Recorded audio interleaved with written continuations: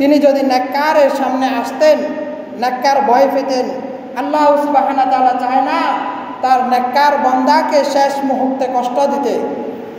এই জন্য মানুষের রূপ ধারণ করে, মানুষের আকৃতি ধারণ করে মালাকুল মউত অসংখ্য ফেরেশতা নিয়ে নেককারের সামনে উপস্থিত হবেন। নেককার তখন তাদেরকে দেখে আনন্দিত হবে, এত সুন্দরের অধিকারী মানুষ তো আর হইতে পারে না, এরা কেমন মানুষ, এত সুন্দরের অধিকারী।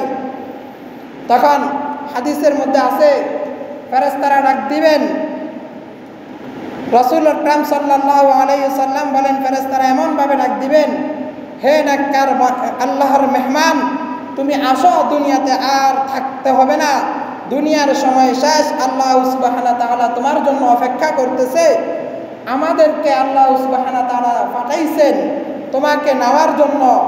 অতএব নেককারকে নেওয়ার জন্য আল্লাহ সুবহানাহু ওয়া তাআলা ফেরেশতাকে পাঠাইছেন। এটা তো এমন আশ্চর্যের কোনো বিষয় না।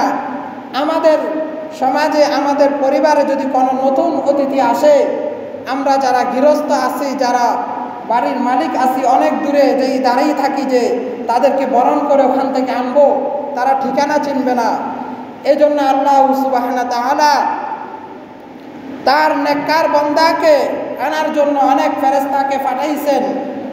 যে তারা বলতেছেন, হাদিসের মধ্যে আছে রাসূল আকরাম সাল্লাল্লাহু আলাইহি সাল্লাম বলেন, এইভাবে ডাক দিছেন, কুল্লু নাফসিন ইয়া আইয়াতুহান নাফসুল মুতমাইন্নাহ লা তাকুলি ইয়া আইয়াতুহান নাফসুল মুতমাইন্নাহ আল মাউতু জিসরুন, আল মাউতু জিসরুন।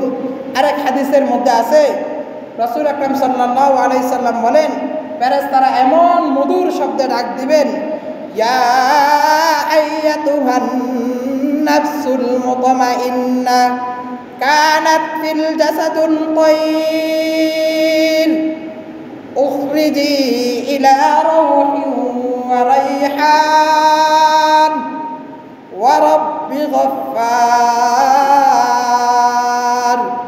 ওয়া রাব্বি গায়রি গফফার।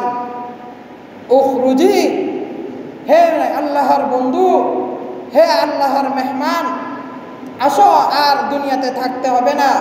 আল্লাহ সুবহানাহু ওয়া তাআলা তোমার জন্য আমাকে পাঠিয়েছেন, আমাদেরকে পাঠিয়েছেন নেওয়ার জন্য।